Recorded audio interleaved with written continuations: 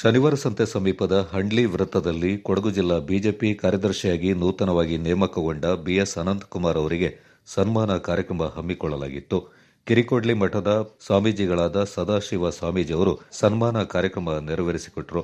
ಈ ಸಂದರ್ಭ ಪ್ರಮುಖರಾದ ಮಂಜುನಾಥ್ ಎಂಆರ್, ಮದಲಾಪುರ ಬಿಕೆ ಮೂರ್ತಿ, ಬೆಟ್ಟದಳ್ಳಿ ಪುನೀತ್ ತಾಳೂರು, ಗೋಪಿ ವಿರಾಜ್, ನಿರಂಜನ್ ಕಿತ್ತೂರು, ಸುರೇಶ್ ವಸಂತ್, ಕುಮಾರಸ್ವಾಮಿ ಬೆಟ್ಟದಳ್ಳಿ, ಅನಂತಕುಮಾರ್ ಅಭಿಮಾನಿ ಬಳಗದ ಅಧ್ಯಕ್ಷರು ಕಿರಣ್, ಗ್ರಾಮ ಪಂಚಾಯಿತಿ ಸದಸ್ಯರಾದ ಬಸವರಾಜ್, ದಿನೇಶ್, ಸಂಜಯ್, ಸಚಿನ್, ನಿತನ್, ರತನ್, ಮಿಲನ್ ಮತ್ತಿತರರು ಪಾಲ್ಗೊಂಡಿದ್ದರು.